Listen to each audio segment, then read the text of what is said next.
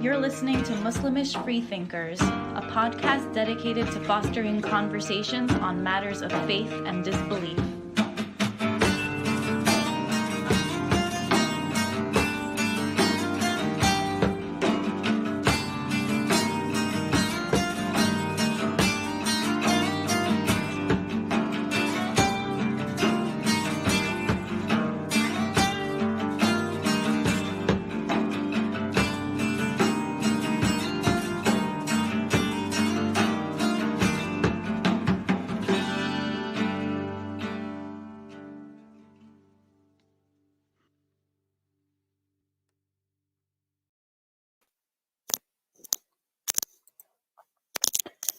Welcome to Muslimish. If I find paper and pen in your cell, it's more dangerous than if I find a gun. That is what her jailer told her when she was jailed in September 1981. For the next 2 months of her imprisonment, Nawal El Saadawi wrote مذكرات في سجن النساء in 1984, memoirs from the women's prison, on a roll of toilet paper using a smuggled cosmetic pencil. Nawal El Saadawi was born on October 27, 1931, and passed away last Sunday on the Eastern Mother's Day, March 21, 2021. She was an Egyptian secularist, feminist, humanitarian, author, activist, physician, and psychiatrist. She wrote many books on the subject of liberation of women, paying particular attention to the practice of female and male circumcision. She was against fundamental religions. She is considered to have been an apostate by many Muslims. She was described as the Simone de Beauvoir of the Arab world and as Egypt's most radical secularist feminist woman.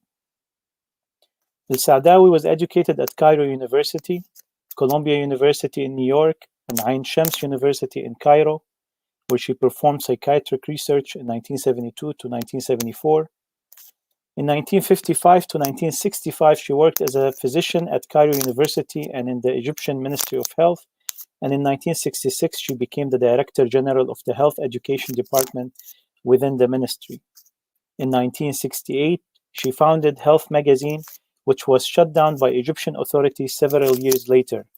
And in 1972, she was expelled from her professional position in the Ministry of Health because of her book, Al-Mar'a wal-Jins, 1969, Women and Sex, which was condemned by religious and political authorities.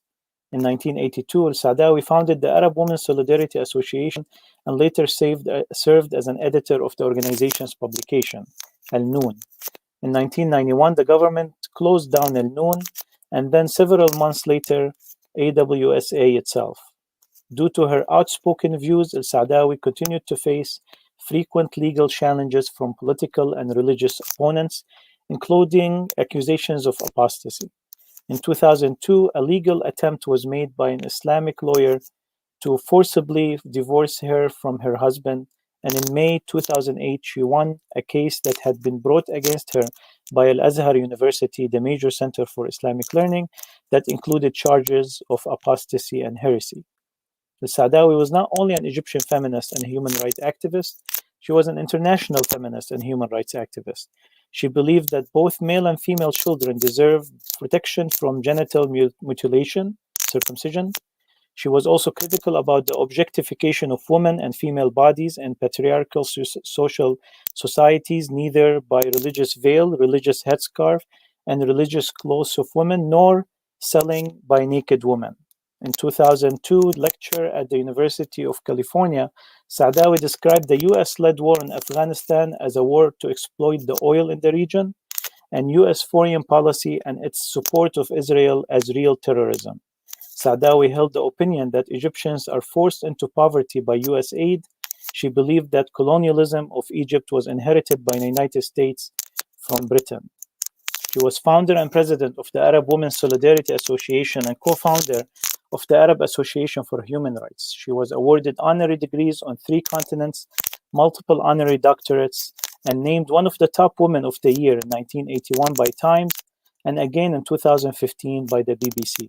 In 2004, she won the North-South Prize from the Council of Europe. In 2005, she won the Inanna International Prize in Belgium. And in 2012, the International Peace Bureau awarded her the 2012 Sean McBride Peace Prize. After traveling all over the world, I discovered that girls are brought up in a very similar way. We are all in the same boat. The patriarchal, religious, capitalist system is universal. I have had a dream since I was a child. A very mad dream, but very simple. To change the world. The dream is still alive. This is what Nawal El Saadawi said in an interview in 2018. Muslimish strives to create a safe, supportive, and open-minded environment for the exchange of thoughts and ideas among Muslims with various degrees of religiosity, to foster a pluralistic society that respects the rights of all individuals to live according to their conscience, and to abolish blasphemy and apostasy laws across the globe. So it is natural for Muslimish to consider Nawal El Saadawi as one of the heroes of freedom of speech. I would like to present to you the main speakers of today, who will each have a few minutes to present their commentary on Nawal El Saadawi. Then we will open the discussion with few more guests and with you through the comments. We encourage you to leave your comments in the comment section during the show. First, I will have the pleasure to introduce to you Dr. Ginan Rauf. She's a writer who uses oral history methodology in her work, a fine art photography activist, and a co-founder of a humanist organization, NAS, that focuses on fostering humanism in communities of Muslim background. She is devoted mother of 2 boys. Welcome, Ginan, to this broadcast, and the floor is yours. Thank you for having me. It's a real pleasure to be here with this wonderful panel. And to speak about someone as inspiring as Nawal El Saadawi. I am going to be talking a little bit about how much Nawal El Saadawi inspires me as a secular humanist who comes from a Muslim background. And I think for us as humanists, we're here on Earth for a very short period of time. And so one of the values that informs our lives as humanists is that we are here to experience life intensely and to enjoy it and to learn and to develop our potential. So when I think about the complexity of a character like Nawal El Saadawi, who identifies herself first as a human being and as a woman and as a writer and a dissident and a rebel and an organizer and a socialist and a physician and a psychiatrist, and as somebody who was exiled from her country but went back and took part in the revolution, this is someone who is an incredibly interesting role model for me, because this is a woman who lived her life intensely and developed her faculties and her potential. So for a humanist, you can't box her in. You can't say she's one thing or the other. And as tragic as all the discussions that are going on about in the wider society, like, is she an apostate? Is she a Muslim? Is she going to hell? Is she that really misses the point and the complexity of a character like Nawal El Saadawi, because it's really hard to pin her down. She's a dynamic woman who's constantly changing and growing. And I think that really frustrates people, and it brings out a lot of the insecurities that people have of wanting to know, well, what was she? Was she a Muslim? Was she an apostate? And so forth. And I think that's what makes her, from my perspective as a humanist, such an interesting and inspiring character, is that there is this fluidity and there is this ability to see what can be done with life. And so in that's one way that I think we can approach her work. So I would like to just touch a little bit upon her work to demonstrate that. So she was, so this complexity of her character, I think also is reflected in the very wide range of writing styles that she incorporates. I mean, this is a woman who writes, straight books about Al-Mar'a wal-Jins, the theoretical books, but she also writes plays, she writes autobiographies, she writes memoirs, she writes prison memoirs. And I think it is that it is really, I think we need to be very attentive to how her very complex, the complex dimensions of her being are given expression in different mediums. And I think she was experimenting a lot with different kinds of writing because she had a very irrepressible urge to express herself. And so that is, I think, is something that one can look at as one is looking at the different kinds of writings that she does. But for me also, as a secular humanist, I am very intrigued by her representation of her grandmother. Because her grandmother, she takes pains, and I don't know if this is like a literal, realistic representation of her mother, or whether it is a trope, whether she's creating for herself an ancestor, a female ancestor through whom she can think back. You know, we have feminist writers like Virginia Woolf who said we need to think back through the grandmothers. So it's very interesting, the representation of the grandmother in her work, and in so many of her interviews, she goes to great lengths and pain to say, my grandmother was a peasant. She was an illiterate woman. She did not have much education, but she was a rebel and she was a revolutionary. And she would take on the religious figures in the village. And for her, God was all about justice.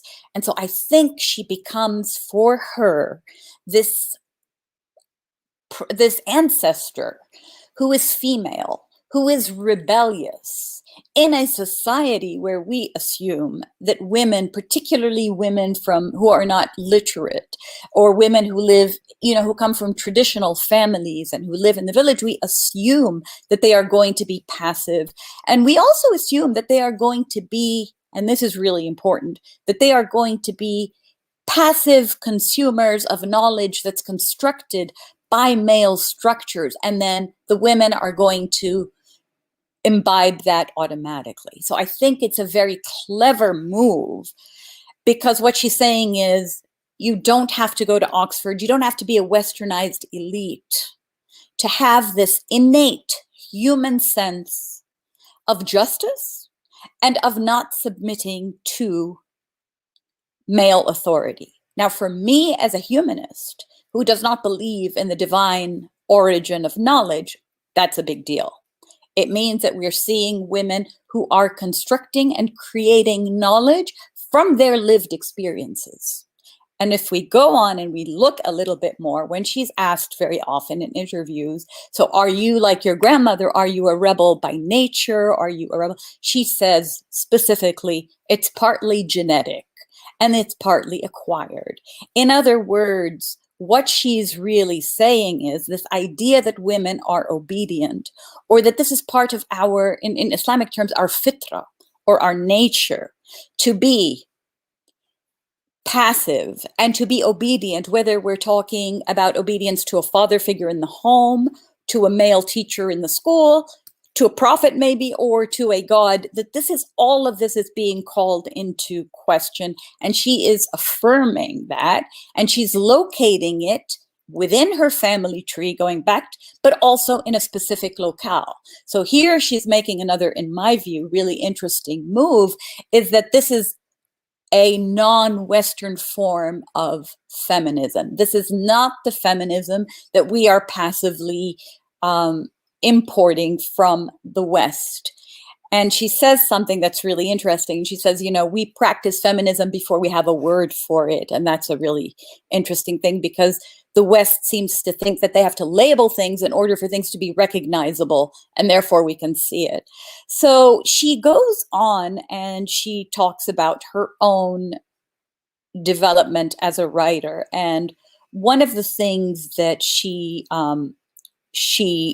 emphasizes, I think, a lot, is that it is from her experiences as a child that she begins to awaken to the fact that she is a feminist. So, and I so identify with that. So the locus of where she actually begins to have a sense that she's a girl is in the home in relationship to her brother. So she has a brother who's a year older than her, who's spoiled, who doesn't do any work, who doesn't study, who's not doing as well as she is doing academically, and yet he's rewarded.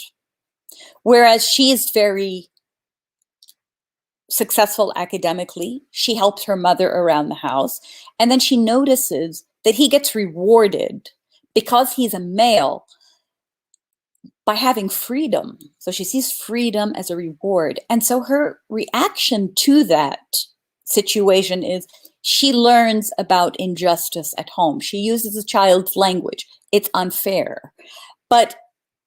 And so again, as a humanist, for me, the idea that you have to have a revealed religion in order to know right from wrong, or in order to know what justice is, no, this is innate. This child learns from her lived experience.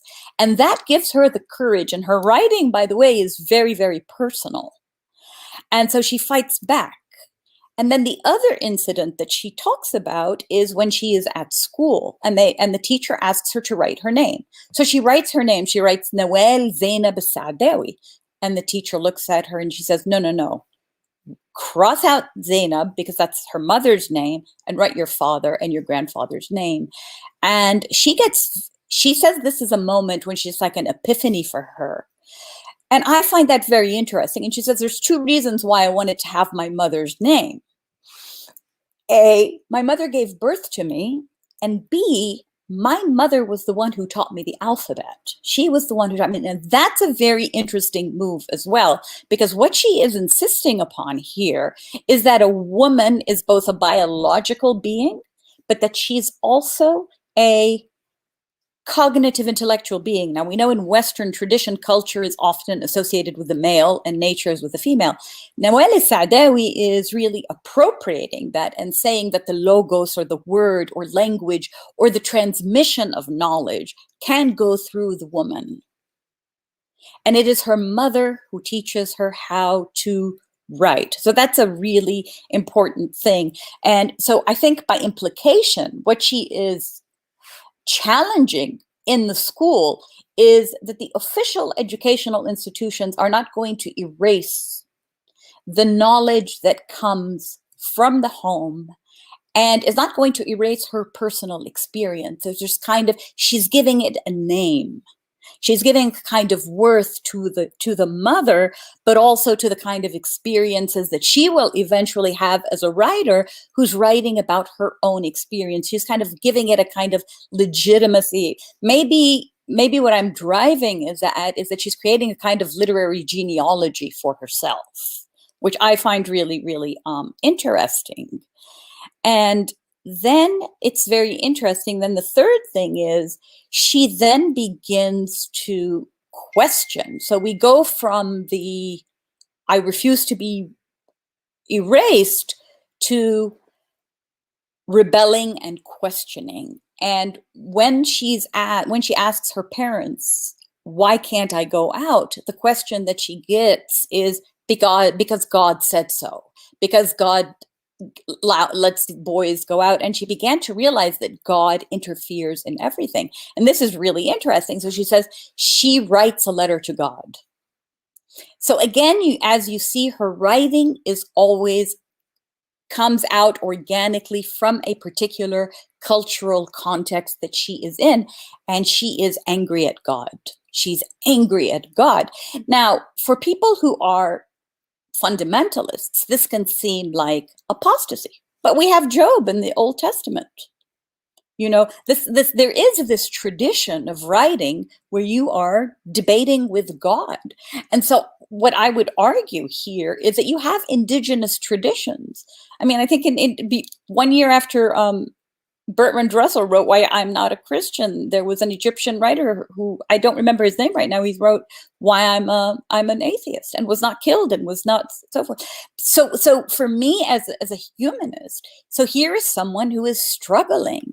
And for her, she is talking with God and she's saying, if you are going to be unfair to me, if you are going to be cruel to me, by giving my brother, who's far less talented, freedoms that I don't have, then I will not worship you. So this idea then of questioning becomes an integral part of her work and her life, both as an intellectual and I would argue as an activist, that she is going to, so we go from, establishing this kind of genealogy of women literary predecessors, I think, to critical thinking. And for me, again, as somebody who's a humanist, critical thinking is of the essence. And what she's doing meanwhile is, I think she's cultivating virtues that appeal to us as humanists, because so one of the virtues that she's cultivating here is courage, is the courage to speak back, to talk back, to insist that her experiences are valid and not to submit. So she is de facto undoing a lot of the virtues that have traditionally or historically been associated with traditional gender roles and that are often pushed upon women who are pious. So she is elevating virtues such as rebellion and anger. And this is where I find she really anticipates a lot of what's happening now in the feminist world. We've had a series of books now about the importance of anger for women, that we have to be angry. So this anger that she felt towards her brother, towards the boys who would harass her on the street because she dared go out on the street and they were trying to put her in her place. But this anger is now being reclaimed by feminists, for example, like the firebrand feminist, Mona Tahawi, who's saying, we have to reclaim that anger, because that anger is what allows us to say no, what gives us courage, and what enables us as we organize to change the world that is enraging us. So I think in many ways she was both an intersectional feminist and somebody who recognized the incredible importance of anger that we suppress in women in ways that are used, I think, to make us more submissive. And she understood that before it was really, I think, as widely understood as it is now.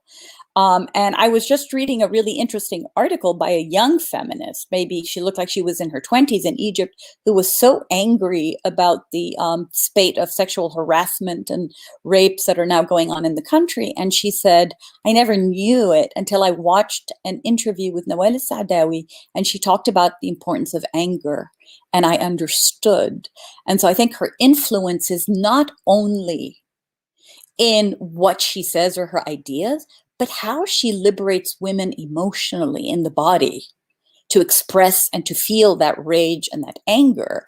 And I think that's a really important thing. And because she's a very holistic writer, her emotions are not split off from her intellect.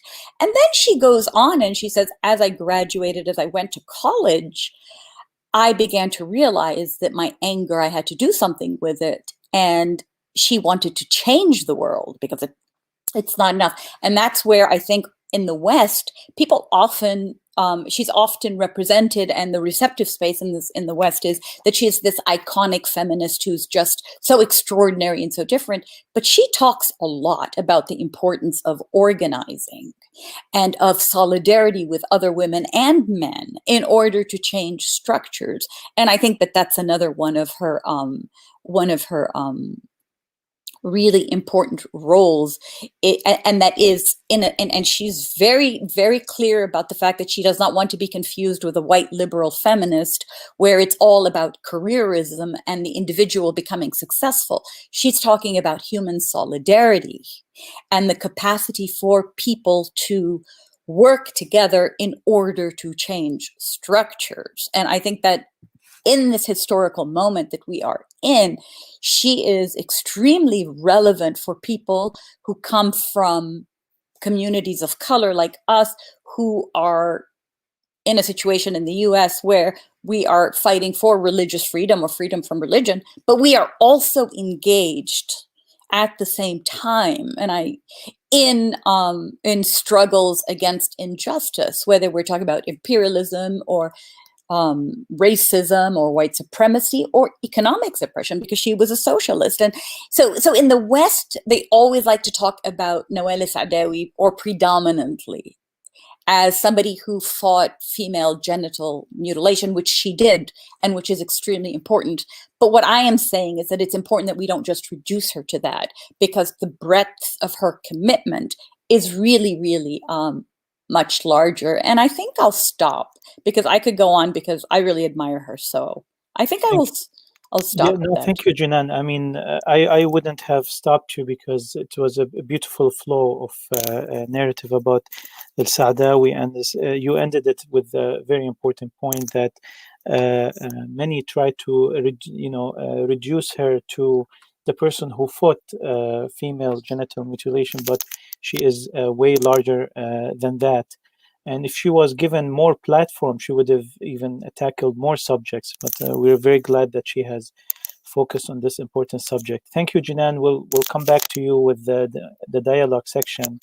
I'd like to introduce you now to our next speaker, Barbara Nimri Aziz. She's a New York-based anthropologist, journalist, and author. As a founder and director of RAWI, Radius of Arab American Writers Incorporation, up to 2005. She promoted literary community in its early stages. This was related to her radio journalism as producer and host of www.radiotahrir.org from 1989 to 2013. Nawal El Saadawi was among the outstanding and emerging literary and political personalities who appeared on her program. You can learn more about Barbara's work, including her books and blog at barbaranimri.com. And congratulations, Barbara, on your new recent publication. The floor is yours.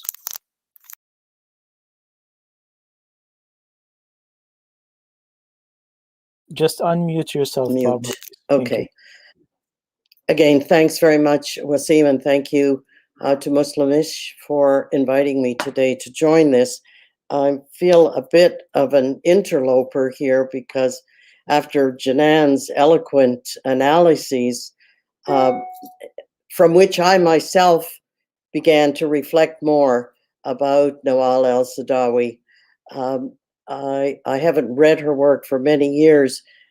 What I can contribute is more anecdotal because I met Nawal El Saadawi on many occasions going back to 1990.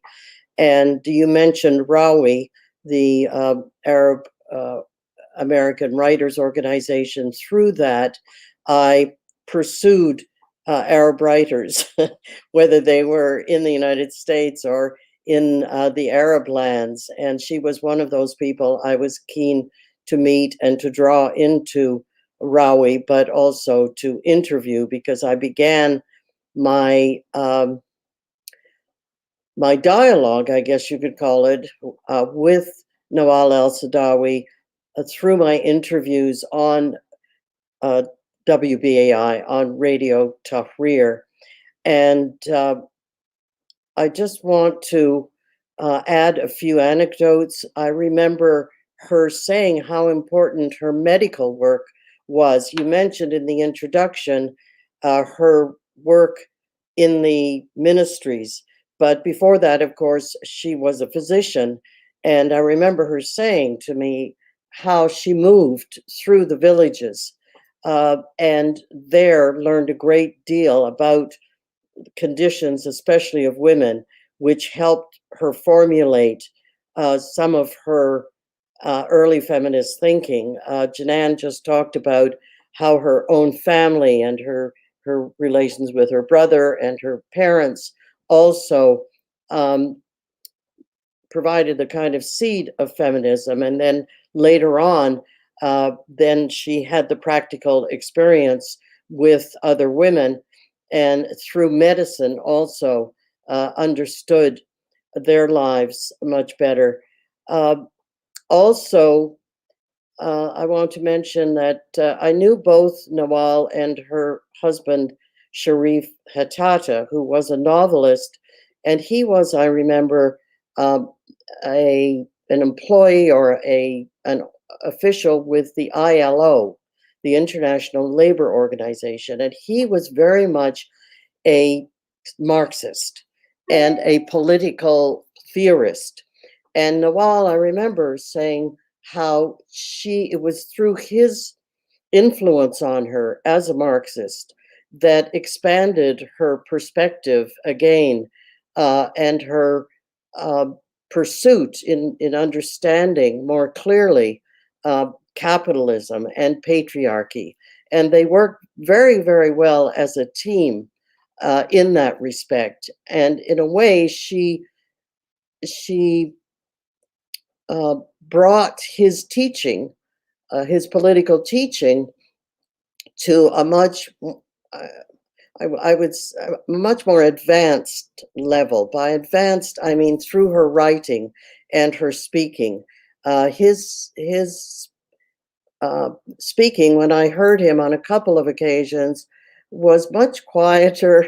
He was just a very different character, and his writing was perhaps more penetrating. But in her speaking, she was able, as all of you know, to fuse her understanding of capitalism and patriarchy and international colonialism, of course, in a very, very rich way. He also was her translator on many of her, especially her early books. His English was very, very fluent. Of course, hers is as well. But as Ginan, I think, mentioned, Nawal preferred to write in Arabic. I want to also recall an incident early on, which I remembered just yesterday when I was going through some of my materials about her. I remember the occasion where, when Nawal came to New York, she was very much a celebrity for a very small group of people in the 90s. It was not a large group.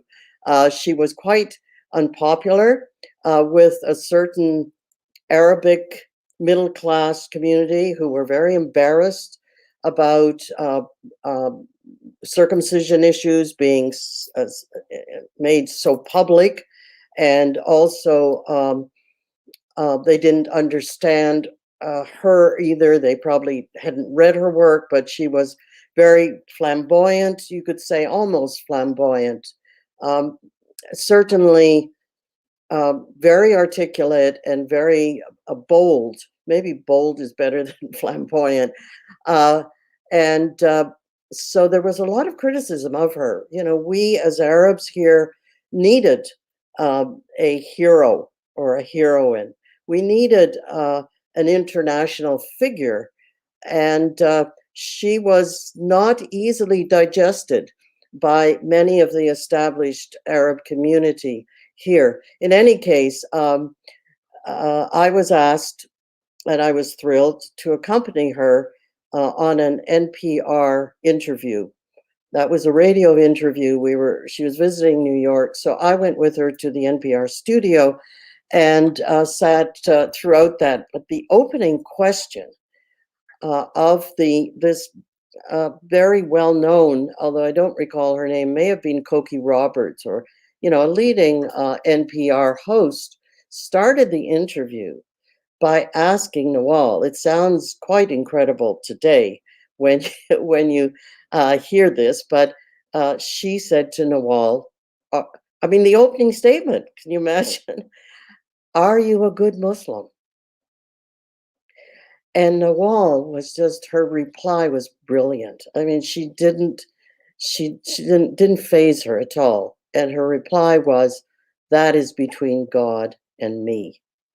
And to me, and I think to many others, that is symptomatic. That is a real Nawal reply, because she had to deal, as she emerged as a spokesperson of Islam, in a way. We're going back to the 90s, and very little was written. Generally, very little was written. That was before this famous, what's her name, Anderson, who writes about Islam. All these Western writers who began interpreting Islam in the late 90s.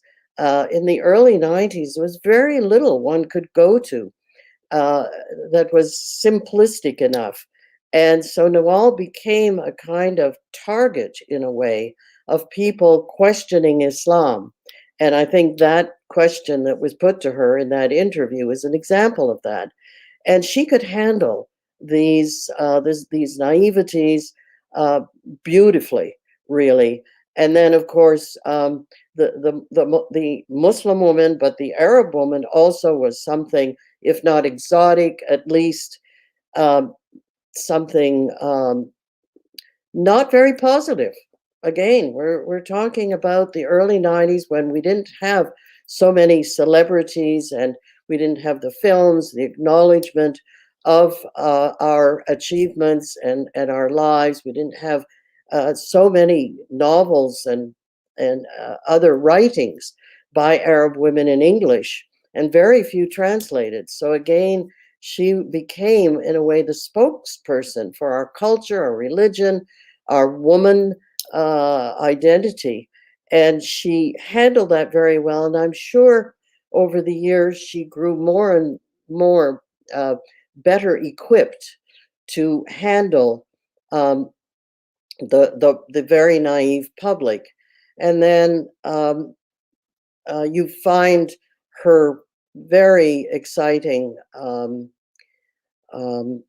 talks. I mean, now you're seeing, after her passing, you're seeing clips from interviews, and you see how sharp she is. And as Ginan Rauf was just saying, you know, she was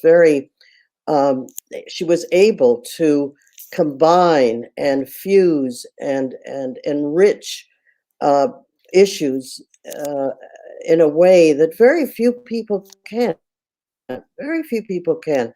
And you notice in her interviews, no bitterness at all. Very kind to a lot of very rude people. And, you know, I was sorry at the time that so many of our established Muslim community, Arab community here, again, I'm talking about another generation. I'm not talking about young feminists. By young, I mean people under 40. And, you know, they were not ready for her. They couldn't handle her, and they were not receptive to her. And so I myself felt badly that we couldn't entertain her, and not just entertain her, but to host her in the forums, that she couldn't become a focus of our own need as an ethnic community, as a religious community. And so she was drawn more to white feminists. Let me just use that term generally. Let's say American white feminists who did understand her, who were not laden with this Arabness and our own confusion about our own identity, and we, you know, being put on the spot to answer questions about our religion and our fathers and our brothers and, you know, our heritage, which was confusing for many of us. And she was very clear. And particularly, just to sum up, I'm an anthropologist, and I had not a lot of feminist thinking and orientation as an anthropologist. Again, I finished my PhD in 1974, and the 70s were just the beginning of Western feminism, and how Western feminism came to impact sociologists and anthropologists, all disciplines, of course. But I was less influenced by the writing of other early scholars criticizing anthropology. And when I met Nawal El Saadawi, I understood her in a way, her ability to analyze feminism and patriarchy. And to this day, I still am very upset how Western feminists, in fact, became patriarchal towards us, towards the global women. They assumed the role, even though they were feeling liberated. Western feminists assumed this patriarchal role and saw the rest of us as victims who they needed to liberate, who they needed to study. And Nawal would have none of that. And watching her, reading her work, I was able myself to understand this trap that those of us of the other world can become stuck in. And in that respect, she was very, very important. I mean, the way she links white feminism or Western feminism with patriarchy is very profound and very simple. She's a very simple thinker in so many ways. I'll finish there. Thank you, Barbara, very much for this insightful take, and also about giving your testimony to history about your personal encounter with Nawal El Saadawi in the early 80s and 90s. The next speaker I'd like to introduce to you is Zainab Asaf from University of Wayne State. She's a local here in Detroit. I'm going to read the bio in Arabic. زينب عساف شاعرة وكاتبة لبنانية تعيش في أمريكا، أستاذة في قسم اللغة الفرنسية في جامعة وين ستيت. صدر لها في الشعر صلاة الغائب، بواب الذاكرة الفض، فراشة ميتة بعد إطباق كتاب عليها، في النثر غيابك الصامت والعميق كمياه خطرة، وفي الترجمة عن الفرنسية إقليديسيات لأوجين جيوفيك، وفي الرواية تصدر قريبا عودة إيما. شاركت في تأسيس وتحرير مجلة نقد وجريدة ودار الغاوون للشعر. عملت كمديرة للقسم الثقافي في جريدة أوان، ومحررة ثقافية في جريدة النهار اللبنانية. Welcome, Zainab.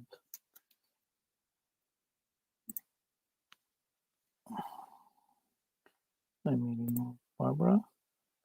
Zainab, she got disconnected for a second.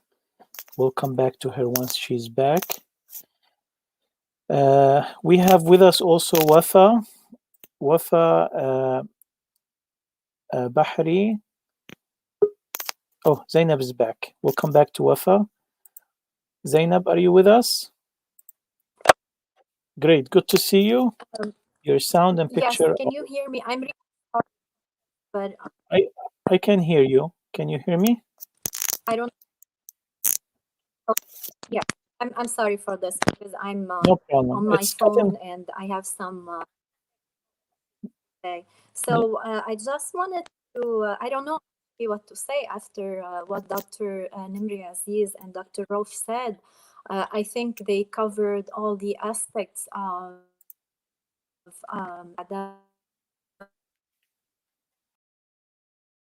and gave her a complete ability. But what I wanted to say is maybe I can apport something from another perspective, which is like a following generation. So I wanted to relate to this point, which is like Nawal El Saadawi is not an Occidental feminist, not because she is like this genuine feminist, Arabic feminist, but because she's coming from a generation of feminism in the Arabic world, because feminism didn't really start in the Occidental world. Because if we go a little bit to history and see, for example, that the Syrian Hind Naufal, who was born in 1860, published a feminist magazine in 1892.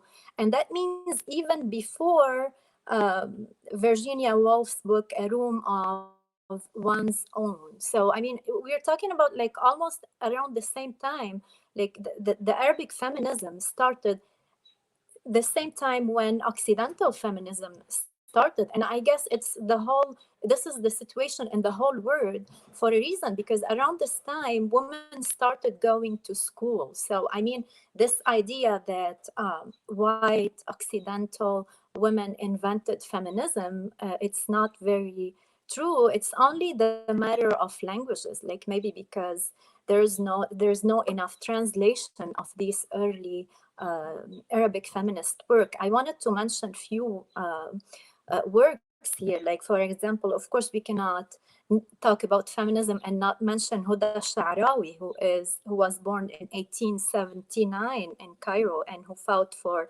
women's rights for education in Egypt.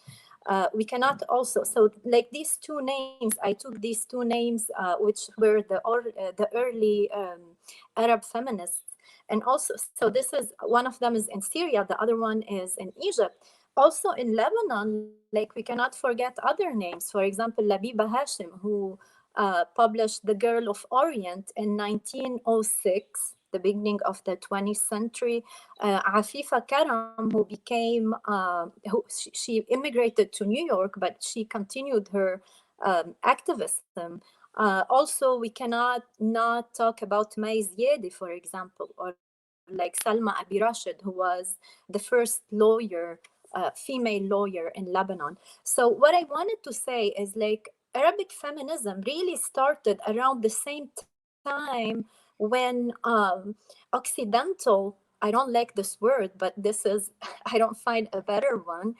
So when Occidental feminism started. So it's not something that we imported because we want to destroy the religion, or, you know, like this patriarchal system that we have. It's something that just happened naturally everywhere in the world. But it, of course, it's very normal too that the narrative we have is the Occidental narrative, because until now it's the English language, it's the whole I wanted to say the industry of knowledge is completely in the Occident still, but it doesn't mean that feminism didn't exist in the Arabic world before Nawal El Saadawi, and it will continue, of course, after Nawal El Saadawi. Now, Nawal El Saadawi was very, very important for one reason, which is like combining feminism with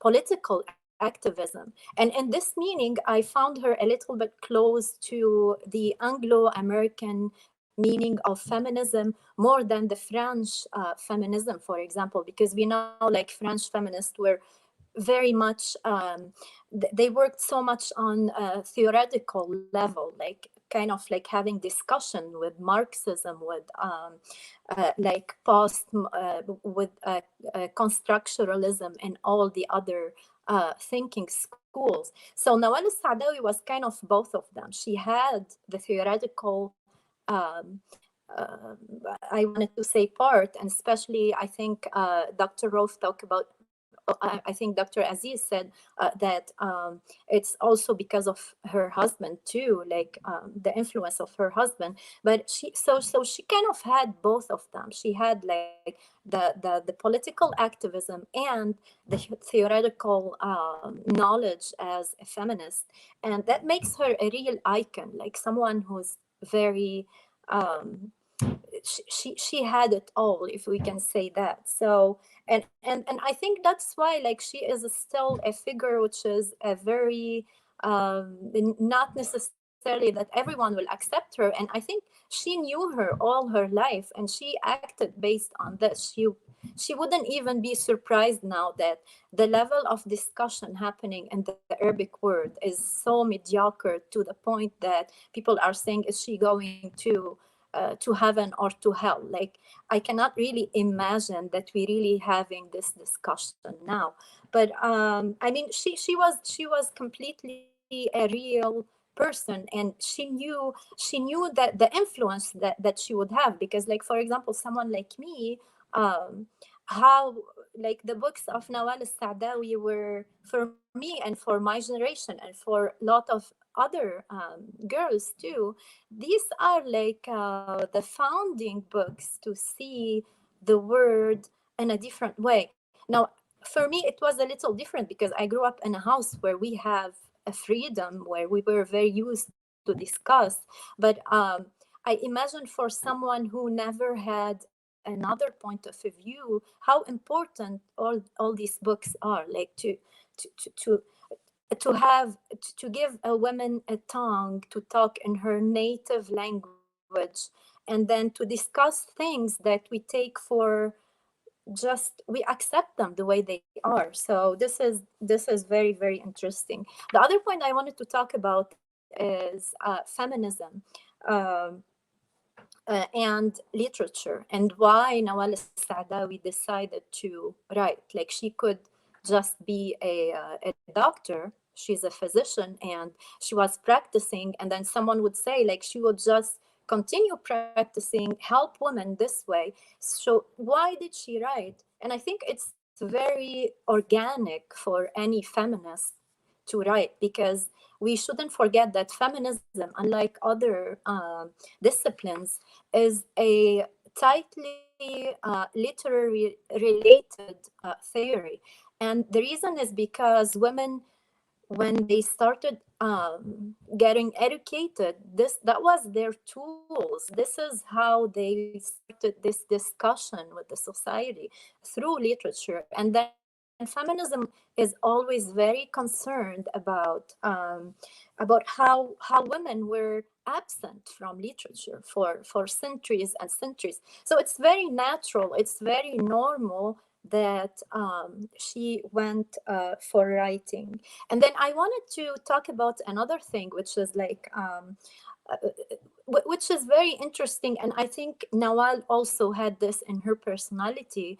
She always talked about human liberation, not only women liberation. So that means in some ways, like she talks a lot about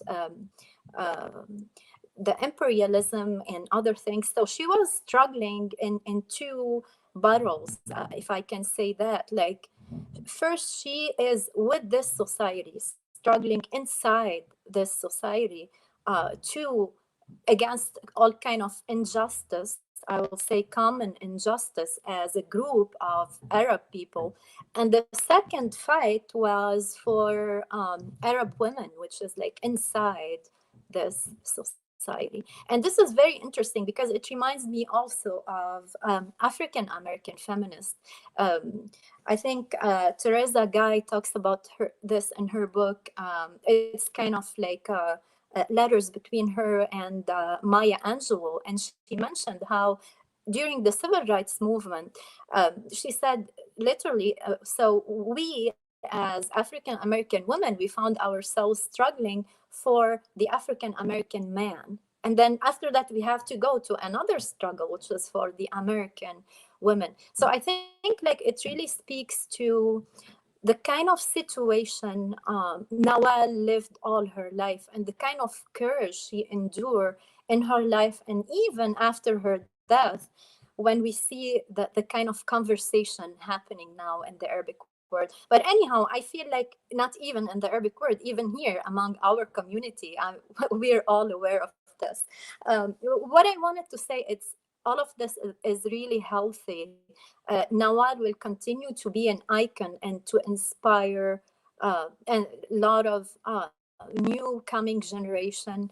She is very authentic to the Arabic and the Islamic culture. And I think if we don't get to the point in our Arabic world to accept someone like Nawal and to acknowledge her and to respect her and to love her, because she really spoke in behalf of those who couldn't talk, you know. So, I mean, if we don't get to this point, I don't think we can really have any hope, you know. Like, we have to get inside our Islamic and our Arabic culture to accept this level of discussion. Otherwise, I don't know where we are going, because the kind of discussions we're having now reminds me, like, you know, like even during the 7th century, people were really much more advanced in their level of discussion about narrative, about native Arabic sciences, which is everything related to Quran and to the Arabic language. So this is very, very interesting, like this point, which is like whenever someone, it's the same point also when we talk about the Arabic Spring, which is like these people who have this Occidental mentality, and now they want to destroy the society. And this is what extremists keep repeating and repeating and repeating. Like, if we, like, whenever we're always copying, and this is really not very true. I'm sorry, continue, Zainab, please. So I was saying, um, what I was saying is, like whenever it comes to talk about freedom, to talk about women rights, to talk about human rights in general, we have always this sensitivity, which is like, yes, but this is an occidental approach to this topic. And I think this is definitely not true, especially in the case of Nawal El Saadawi and in the case of Arabic feminism. Now, when I say Arabic feminism, also I want to mention that we had a lot of man Arab feminists, like for example Qasim Amin, who is a pioneer in this domain. And he was born in 1863. So if we compare, so actually the 60s is kind of the high water for feminism around the world, including the Arab world. And this is also the time when Nawal was very active. So it was kind of like a general activity all around the world. It wasn't something that like it wasn't that we decided to be influenced by Occident or so basically this is what I wanted to talk about. I don't know if you want me to Thank continue you very this much, topic. This connection Zainab. We may be bad. actually, yeah, I know that. I mean, I'm glad that we heard you. I'm gonna remove you for a second, uh, just to clarify the sound. I'm glad, Zainab, we heard you very clearly. So because it was a very important insight and interjection, I really feel that these need to be individual lectures. They're very important takes and points. And speaking of which, on the level of conversations, we actually have Amr Zahar with us, who we're going to discuss some of his engagement with the community about this in a second. But before we bring Amr and Wafa, she's been waiting with us, and thank you, Wafa, for joining us. Wafa, she's a Tunisian Mazir, freethinker and advocate for individual liberties. Thank you, Wafa, for joining us. Please do participate. We want to hear you. Thank you so much for having me, and it's really an honor for me to participate in this discussion about an icon, and that's Dr. Nawal El Saadawi. I'd like to add a layer in my introduction, which you did very well, Wissam. Thank you very much. And that's I am an ex-Muslim, so I identify myself as a Tamazight ex-Muslim woman, originally from Tunisia. And what I would like to talk about after the fantastic talks by the three first speakers, which who provided very deep and complex interpretations to Dr. Saadawi's work. What I'm going to do is probably a more of a superficial and straightforward reading Nawal Saadawi's work. And I think that what unites Dr. Saadawi's work is her feminism, because for her, feminism includes everything: the social justice, the political justice, the sexual justice. And it becomes really hard to start a conversation or discussion about the oppression of women without having that background already set up and without having the framework, and that's feminism. So in Nawal Saadawi worked or a discourse about feminism. She fought, as we all know and been mentioned, against female circumcision. And I think her book, which I read a long time ago, Woman and Sex, is where she laid out her opinion bluntly and bravely against this horrendous practice. Also, her fight against the idea of a woman's virginity as a guardian of virtue and honor for men, and particularly during the wedding night, and the amount of humiliation and degradation that comes along this idea, and not only for men, not only for women, but I meant also for men. And this is another area of strength in Nawal's work. Her feminist discourse it does not only is very inclusive for both men and women, and men in her discourse are not simply allies, are not enemies, but also are not just allies for the feminist discourse. They matter as much as women matter, and they could be seemingly victimized by the patriarchy. And then her fight against the child bride practice, which is a cultural practice, but also it's reinforced by the religious teaching, and particularly in the Arabic speaking world or the Muslim majority countries, it's reversed by Islam. And we all know the story of Aisha, the youngest wife of and how that of the Prophet Muhammad, and how that affected the narratives afterwards. So uh, Nawal's blame is all that obviously on poverty, probably the question of class and capitalism, and the religious fundamentalism, obviously. But one of the battles that clung to my mind, and I find it really interesting, and I think Ginan spoke about it already, and that's women giving their names to their children. I think I found the struggle that, or the battle that her daughter went through, and the ordeal that her daughter Muna Nawal Helmi went through because of this title, Muna Nawal Helmi. I think she signed a letter on the Mother's Day Islam, Nawal, and using her name Nawal, and she ended up being in court because of this. Because of doing so. So she was taken to court for doing this.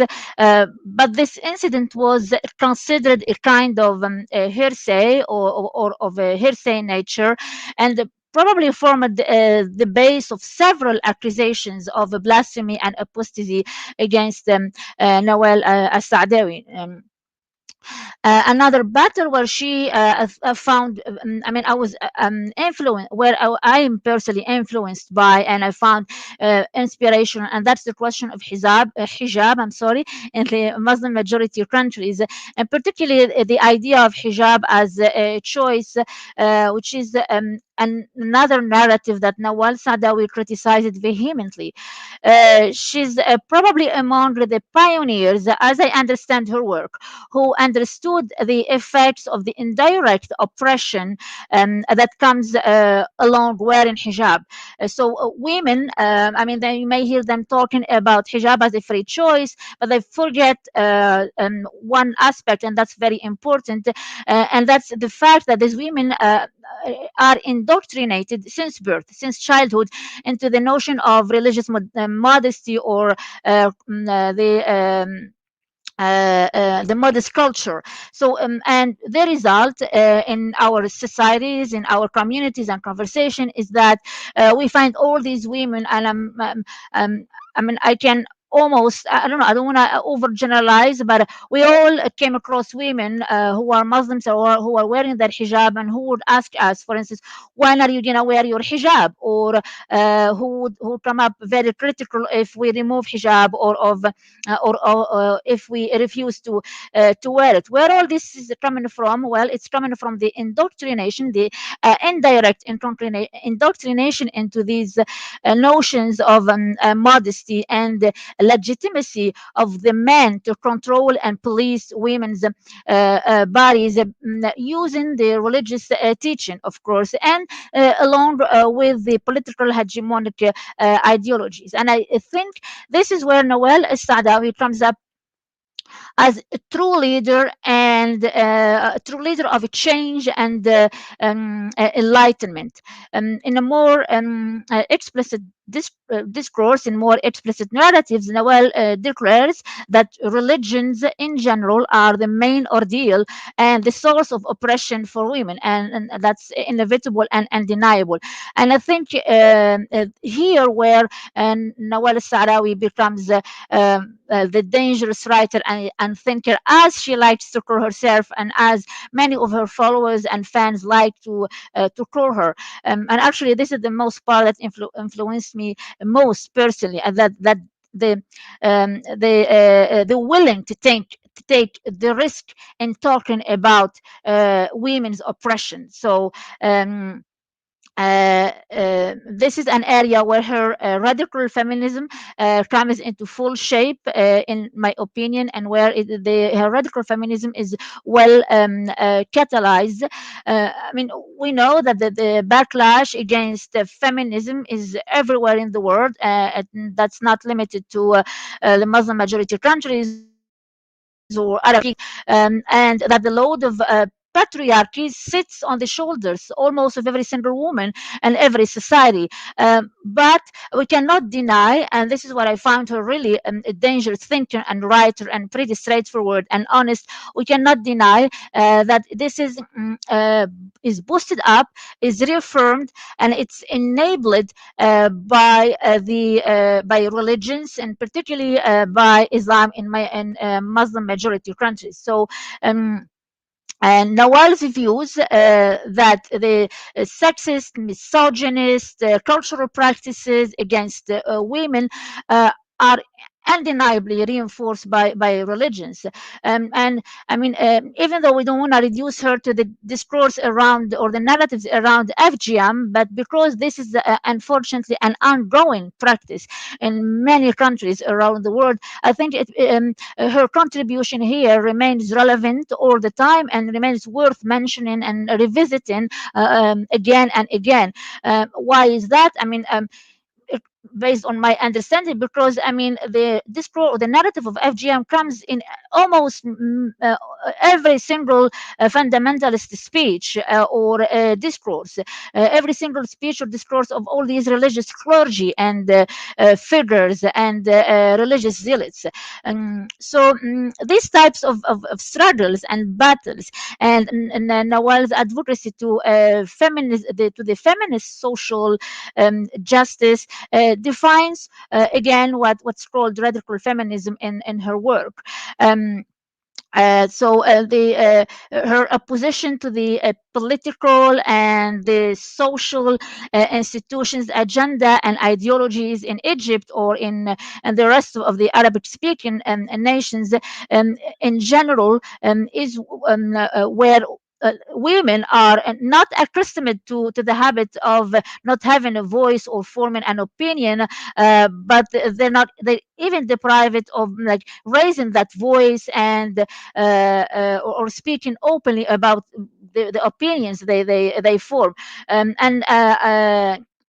and challenging the cultural and religious norms. I think Nawal Sarami, through all these battles, she undermines patriarchy and whatever comes along patriarchy, the hierarchical structure. Such as a class, which an area that she tackled so deeply, and she wrote about it and many of her articles and writings and plays. I have not read much of Nawal Saadawi, even though I'm so inspired by her writing and her style, and of course her radical feminist, particularly the notion of radical feminism and how she understands that. I mean, I remember in one of her interviews when she was asked what does she mean by or why does she want to be identified as a radical feminist, and she said, well, there are different types of feminists, which is true. There are different types of feminist discourses around the world. But in Arabic-speaking world, in the Arabic-speaking nations, I mean, we need to fight for all these feminism, all these forms of feminism, because they're all there is a lack of all these types of feminism. So, like I said, I haven't read all of her books, but I read so much of her articles, and I read one of the books that that claimed to me and spoke to me personally as a nascent, if I may introduce myself, a nascent Tunisian feminist, is her Woman at Point Zero, and where I think Nawal Saadawi provided a clear and pretty neat approach on how she understands patriarchy as an expression of socioeconomic oppression, and where she insisted that the status of women should be accompanied by the defeat of capitalism alongside, patriarchy, if we really have a good intention, if we really have an honest intention to improve and establish, to improve the women's status and establish an equal system. So the character in the book, in A Woman at Point Zero, her name was Firdaus. And I mean, the way it was introduced in the book, from what I remember, is that she met the author in a prison, on where the author gave her floor to share her narratives, to voice out her story without interruption, and that's very important. Not interrupting women when they are voicing out there, because women don't do this and don't get these chances all the time. So Firdaus was married to, first of all, she undergone, like many women, she went through FGM practice. That's what first oppression she faced. But then she was forced into this marriage with an older guy, an older man than her, who treated her very poorly, very badly. And then she had to run away and jump into the world of prostitution, selling her body. But what I found very interesting about this character is that she was presented as a woman who had a great ability in manipulating the forces which are more powerful than her, and that's by taking prostitution as a tool of rebel, or an instrument of liberation, of a freedom. So Firdaus, the main character of this book, she insisted on a high price for her body.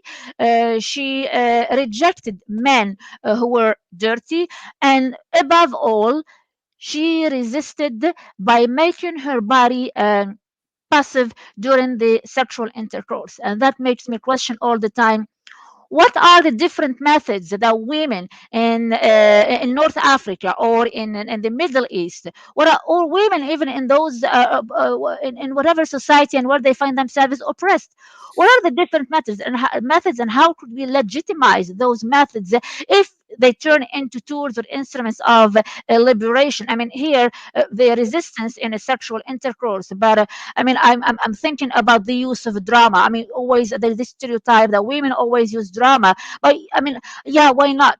If that's a method, if that's a tool, it's gonna lead me to win over the patriarchal dominance. So why not? And this point specifically, I mean, speaks to me, and my resistance coming from the same, of course, the same society as Nawal El Saadawi. I mean, it's not too much different. This is what I find really interesting. And another scene, if I remember, is the scene of a food where Firdaus Wafa, I think in a house. Yes, I'm sorry, I want to interrupt. I am waiting to find myself at a good point to interrupt you, and I can't find it. Okay, no problem. But we have 15 minutes left in the program, and I thank you very much. As I said again, this is a topic that needs a lot of time, and I hope that we can have more of these broadcasts that we can speak about them. So thank you very much for your input. And we will. I want to bring on Amr Zahar to speak, and then we'll bring everyone in to have an open dialogue for whatever time left in the program. Amr, thank you for joining me. Hi, Wissam. Kifak. Amr, you wrote on Arab Mother's Day, we lose the Arab mother to us all. Rest in peace, Nawal El Saadawi. Allah yarhamek.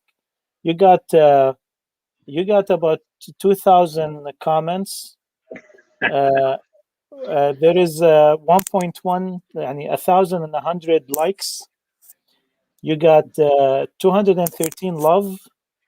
You got 83 caring. You got 66 angry. Oh, that's it? 16 shocked. And 414 laughed, while 393 cried. So about 75% of your audience actually in agreement with you. But you had interesting comments, and if your audience is very wide, and Amr Zahar is a professor of law at the Detroit Mercy and a community activist, Palestinian rights activist, and a comedian, one of the Arab American voices in America. I consider him one of the most important voices. And you have a wide audience, very representative of Arab American community in the United States, because everyone likes comedy and everyone likes you. So the comments on your posts are very telling. And Zainab Asaf, she spoke about that, about sometimes the conversation is really a lot lower than what Nawal El Saadawi was about.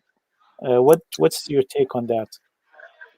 Yeah, well, again, thanks, Wissam, for putting this together, and thanks for having me with the wonderful panelists that you've had so far, which I don't measure up to. But look, unfortunately, social media always fosters a conversation that is not, let's just say, a bit more superficial than we would like. That's number one. But number two, what I saw was an oversimplification of Nawal El Saadawi and her views. And, oversimplifications are not, an oversimplification can be, oversimplified but accurate, but in this case, they were oversimplified and inaccurate. It's easy to oversimplify her. You have to read her work to understand that she was coming from a position of love for the Arab culture, a position of love, and someone who wants to see the Arab culture and the Arab world in a better place.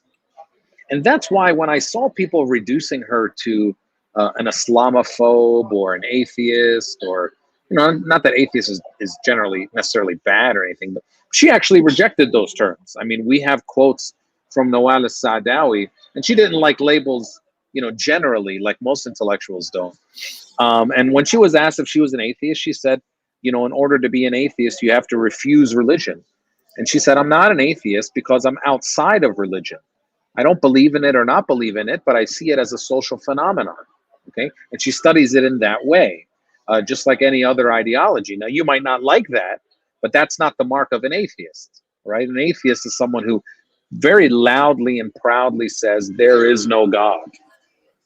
Nawal El Saadawi was not that simple, and it wasn't that simple.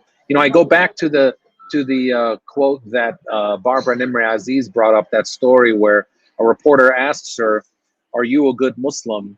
And she says, "That's between God and me."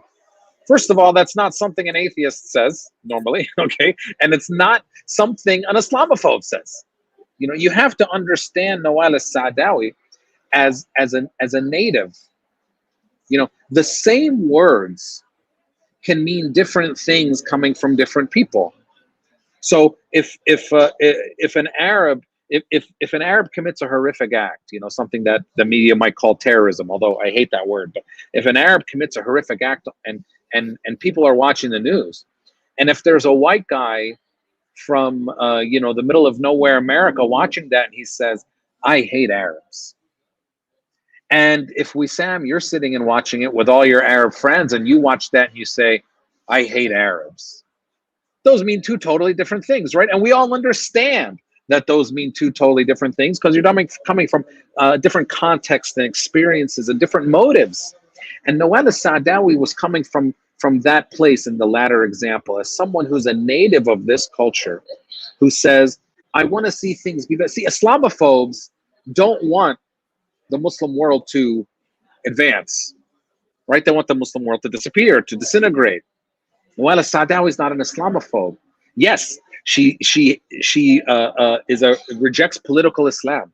Yes, she sees the hijab as a tool of patriarchy. Yes, she wrote about these things deeply. Yes, she said very controversial things about the Quran and the holy texts. But you can't simply classify her as an Islamophobe, like many Muslims are doing that. This is the sort of reductionist thinking that, for lack of a better term, Western or American and European commenters engage in. We have to be very careful not to do that so as not to lose the real essence of who she was. For instance, on the hijab, and then I'll end here. For instance, on the hijab, she says, you know, okay, so she's against the wearing of the hijab. She sees it as a tool of patriarchy. Okay, so she got to that conclusion. If you ask Nawal El Saadawi how she gets to that conclusion, it's pretty simple. She says, well, I read and studied Islam and the Quran very carefully. I read the Quran. The Quran doesn't say to me, it uses specific language about other things like covering your breasts, but it doesn't say cover your hair. So specifically to me, there is no Quranic requirement to cover your hair, although that could have been a Quranic requirement, but it wasn't. So since that requirement doesn't exist, and since the phenomenon of veiling does exist, then she finds a different reason as to why it exists. So she looks at patriarchy and tools of oppression and other things. Now, you can disagree with her as to why it exists, but that's not the way an Islamophobe would operate. In fact, an Islamophobe says Islam and the Quran require veiling. That's the first thing an Islamophobe says, okay? Because they don't understand, they don't read Arabic, they've never read the Quran. So they say the Quran requires veiling, and that's a symbol of the oppression of women, something inherent in Islam. No, Nawal El Saadawi said something different. She says very clearly, the oppression of women is not something that we must see as inherent in Islam. It's something that Islam as a civilization and maybe Arabs as a civilization have done and engaged in because patriarchy predates all this stuff, but not that it's inherently in the culture. That would inherently in the culture is the way an Orientalist or an Islamophobe would talk, and Nawal El Saadawi didn't talk like that. And so we have to be very clear about how we frame her when we're having these discussions after her death. And so, yes, as someone who's not that religious, and maybe Nawal El Saadawi didn't believe in God, I don't know. But yes, I do say Allah yarhamah because she was a major figure, a giant, not just for women, but for all Arabs in the last century. Thank you, Amir. Thank you. Stay with us, please. I'm going to bring everyone in. Thank you very much, everyone, for your participation. I have a few questions for you before we leave. But if anyone has comments on what Amir has said, please go ahead before I ask my question. Ginan, do you have something? Any comments? You're muted. No, I really loved what Amir said. Thank you for that. Okay. The question is, are you going to find? I'm going to ask Ginan since the same order as we started. Are you? Do you find that what Nawal El Saadawi has fought for is going to become relevant at a futuristic time? Do you feel that she has the audience that she has been addressing? Is that audience has been improving, or is it something that's going to come up in the future? That's a really good question, Wissam, and I'm glad you asked it. And I think that the nature of work, when you are a committed intellectual and activist, and as Amir said, when you are really committed to improving your community and loving your community, that I think you do the work. It's like being a parent a little bit, and you don't know how your work is going to impact people in the future, but you kind of are driven by a passion for justice and a kind of empathy for your community. So I think that, I think that was driving her.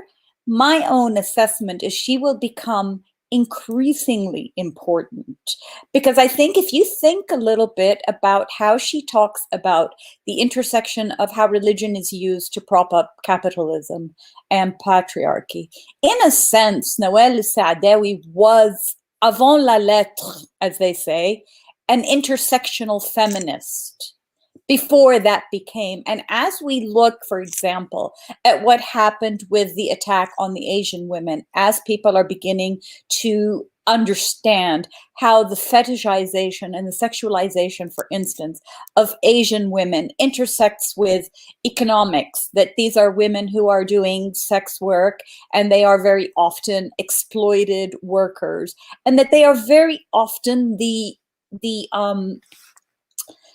result of our imperialist wars, that I think that the kind of analysis and the insistence on looking at things in very specific ways, intersectionally, but within a global context, as Nawal El Saadawi never tired of reminding us, I think it's going to make her work increasingly important. And as I said in my little introduction, is that her recognition of anger. I already see younger Egyptian feminists, for example. There's a very interesting phenomenon now of women writing anonymously on blogs about the kind of sexual harassment that they are experiencing. And there's a kind of freedom in expressing the rage. So I think in reclaiming for women emotions as anger, my prediction is that her work will become increasingly important. Thank you.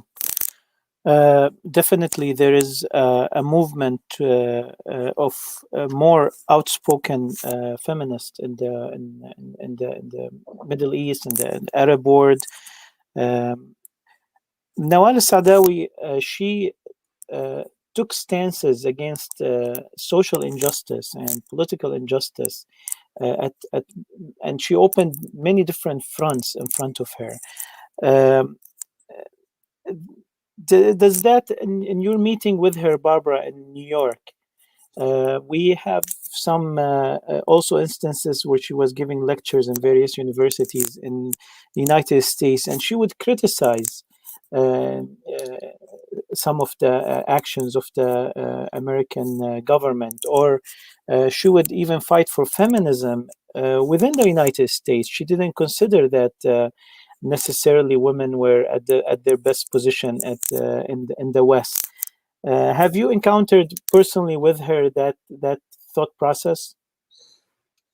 You're muted. Yeah, thank you. Well, absolutely. I mean, her statements are so widely publicly available, and her writing. What I found difficult was how she was almost ostracized by, again, we're going back to the 90s and even the early 2000s, for a long time ostracized by her own people here, Arab communities who needed a heroine, who needed good spokespeople, who needed daring people willing to handle the American Western media. And I feel badly that she was outside of most of our community. And she was championed, on the other hand, by the Western feminists who she criticized. So it's a very difficult role for a leader to play. And I do hope, that, as Ginan suggests, that, and the others, that she will be examined more carefully, especially since she has given us so many books. She'll be examined and thought about more extensively by all Arab women, whether we're here or we're living in the homelands. That's all I'll say right now. I mean, you've opened up a dialogue, Wissam, and thanks very much for that. We could go on for much longer, I know. Thank you. You're welcome. Zainab, Zainab is with us. Zainab, can you hear me? Yes, I can hear you, Wissam. Yeah, unfortunately we can't see you, but at least we can hear you. Yeah. Zainab, I have, so I'm worried about something. some of them Arab feminists, and you know, in the Asr al-Nahda, in the Arab awakening, in the Arab Renaissance, in the early 20th century and late 19th century, there were some outspoken Arab women.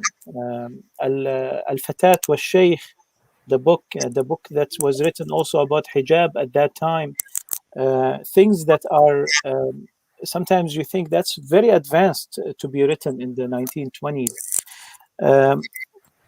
I was hoping that these would have time where they would come back to life and would play more a role in our society, but we haven't seen that.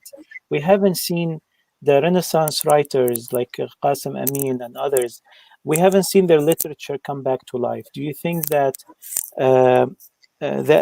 they will at a certain point?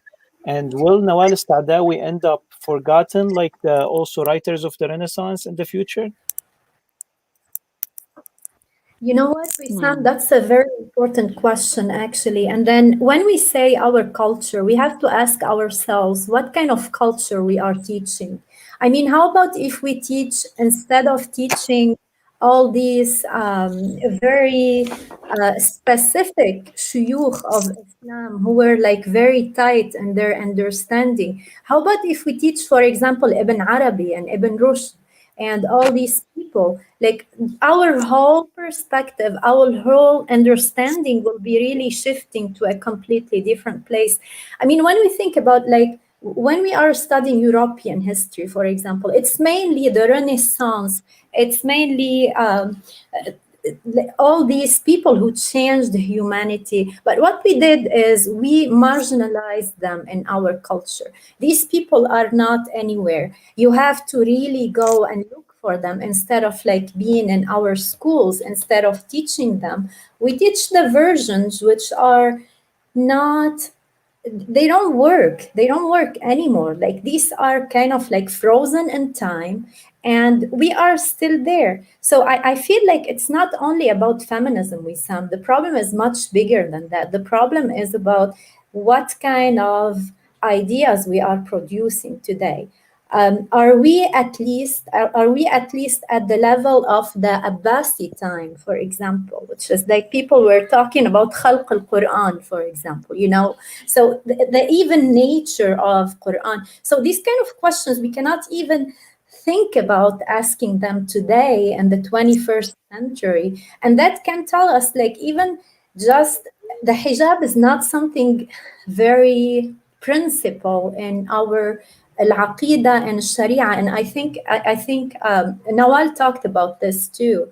So it's not something very principal. But now even talking about this, which is like a really the detail of the detail, became a taboo. We cannot even discuss it. Like once you open your mouth and you say that, and you know what, even my own students, they do attack me when I talk this way, because like, no, this is something, they take it very personal. But listen, no, we're having discussion about like, this is something not very important. The discussion that were happening in the 3rd Hijri century are much more advanced than the discussions we're having today. And this is really sad, actually. I mean, I don't know, is it gonna change in the future? So that's why Nawal El Saadawi is a very important figure. We still need a lot of Nawal El Saadawi. We still need a lot of martyrs who are ready to be slaughtered all the time during their life and their death, until we really get to this point, which is like we see ourselves in a mirror. Because it's very easy to keep attacking others, you know, like we are the victims. This is what others did to us. But once we start seeing ourselves in a mirror, this is when the whole narrative changed. And when I say that, I say everyone, not only men or women, the whole culture, you know, because we know like today, like, and it's really sad, and a lot of people were talking about that women who are attacking Nawal El Saadawi are much more than men.